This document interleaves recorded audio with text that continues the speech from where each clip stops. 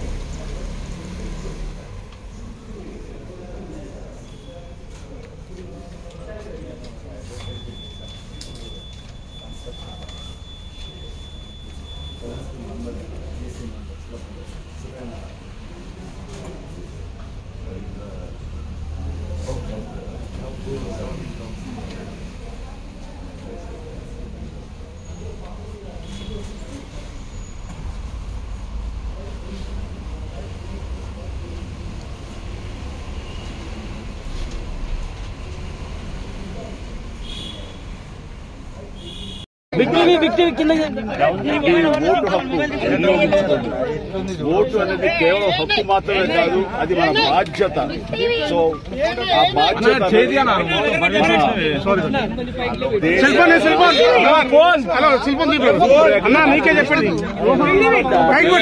నాయకులు మన న్యాయం చేస్తారు, పరిపాలన అందిస్తారు నమ్మకం ఉంటుంది నాయకులకి. ఆ తర్వాత మన అభివృద్ధిని రావడానికి, అభివృద్ధి పథంలోకి మన దేశం కానివ్వండి రాష్ట్రం కానీ వెళ్ళడానికి మీరు దోహదపడిన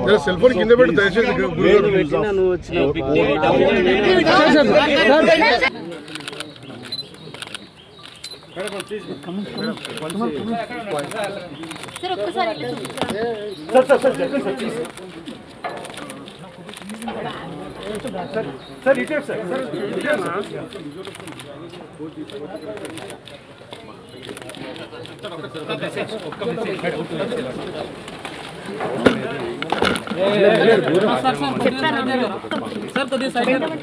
దేశ పౌరులుగా ఆ హక్కుని మనం వినియోగించుకుంటే మనం కూడా వచ్చే తరాలకి ఒక రెస్పాన్సిబుల్ సిటిజన్స్గా మనం ఉన్నామనే మెసేజ్ని మనం కూడా అందజేయించుకుంటాం. సో అందరూ వచ్చి ఓటు హక్కును వినియోగించుకోవాలని కోరుకుంటున్నాం. Thank you madam. Please side sir.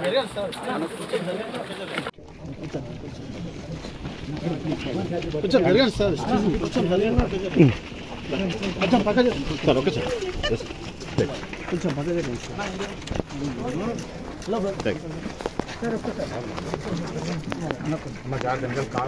Car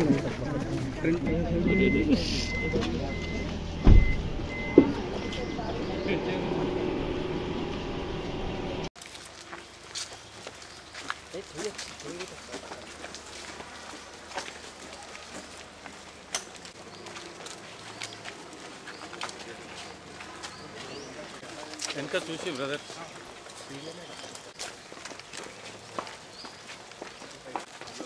అన్న బ్యాగ్ జరిగే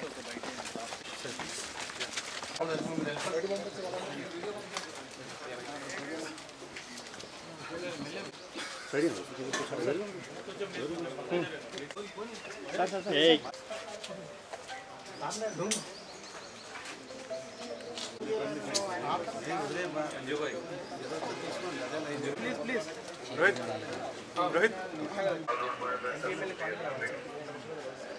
బ్రో సైడ్ గానే కొంచెం మీరు కొంచెం వెనకాల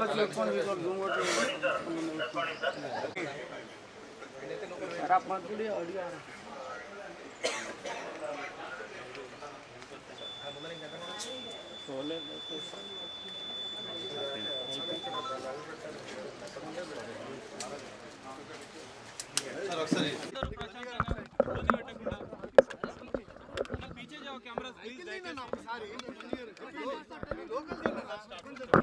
ఆగండి ఓకే కొంచెం ప్లీజ్ సైలెన్స్ అని అందరూ మైక్ ఓకేనా రెడీనా Firstly, please cast your vote responsibly. ఒక్క నిమిషం సార్, అంటే మొన్న మీరు నంద్యాల వెళ్ళారు కదా, మీ ఫ్రెండ్ కోసం వెళ్ళారు, మరి దానిపైన కొద్దిగా సోషల్ మీడియాలో వస్తుంది ఏంటి అసలు? Firstly I would like to tell I'm not politically aligned with any party అండి. నాకు ఒఫిషియల్గా ఏ పార్టీతో సంబంధం లేదు. I'm neutral to all parties.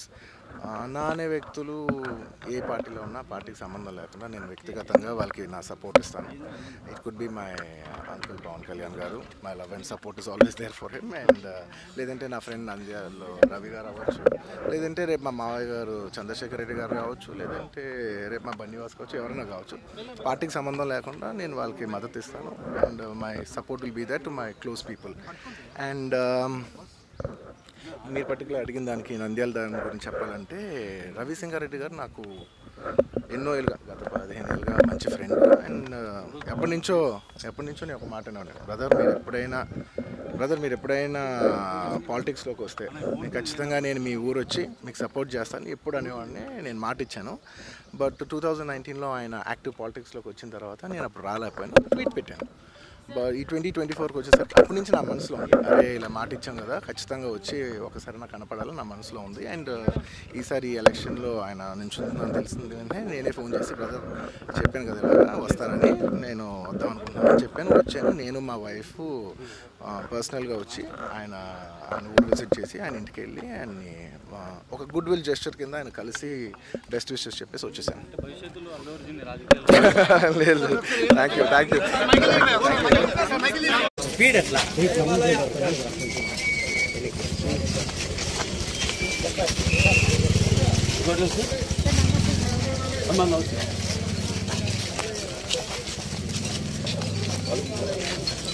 ఉండొద్దు పక్కనండి.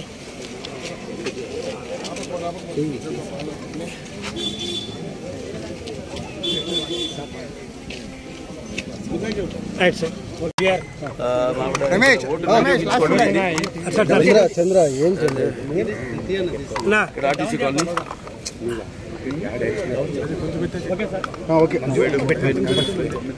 చంద్ర డౌన్ చేయి చంద్ర. ఇది చాలా ముఖ్యమైన ఎన్నికలు ఇవి. అందరు కోరుకుంటుంది ఒకటే, దేశంలో ఈనాడు ఈ ప్రజాస్వామ్యం ఈనాడు మనిషికి ఉన్న ఆయుధం ఓటు.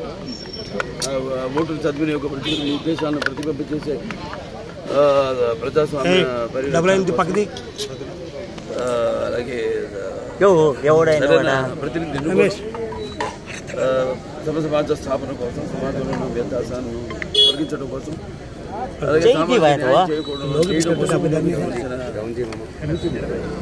అతి పవిత్రమైన సాధనం ఓటుని మరి సద్వినియోగపరుచుకుంటే, మీ ఓటుని మీరు సద్వినియోగపరుచుకుంటే, లేదా మీ ప్రజాస్వామ్యాన్ని మీ ఉన్న స్వాతంత్రాన్ని మీరే హత్య చేసినట్టు అవుతుంది. వాళ్ళు చాలామంది కుర్రాళ్ళకి ఒక ఓటు హక్కు వచ్చింది, మొదటిసారి ఓటు వేసి హక్కు వచ్చింది. ముఖ్యంగా వాళ్ళకి నేను అందరికీ ఒకటిగా రాష్ట్ర భవిత కోసం, వాళ్ళ భవిత కోసం, అదే భావితరాల భవిత కోసం నేను కోరుకునేది ఒకటే, అందరినీ సరైన నిర్ణయం తీసుకోమని. మీరు వేసే ఓటు మీకోసం, మీ రాష్ట్రం కోసం, అలాగే భావితరాల భవిత కోసం.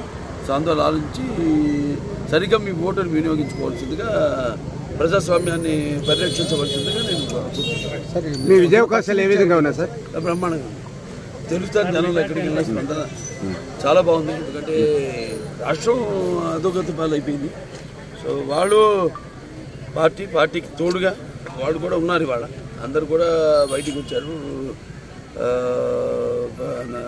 మొత్తం అందరుగా, కేవలం మామూలు ఓటర్లే కాకుండా ఈ ఉద్యోగస్తులు అయితే అందరిలో కూడా చాలా ఒక మార్పు ఉంది, చాలా తేడా ఉంది. తప్పకుండా మా తెలుగుదేశాన్ని గెలిపిస్తారని విశ్వసిస్తున్నాను. గెలుస్తారు. పోయినసారి కంటే మొదటిసారి కంటే రెండోసారి ఎక్కువ ఇచ్చారు, రెండోసారి కంటే ఈసారి ఇంకో మూడోసారి ఇంకెక్కువ ఇస్తారని ఆశిస్తున్నాను. Thank you sir.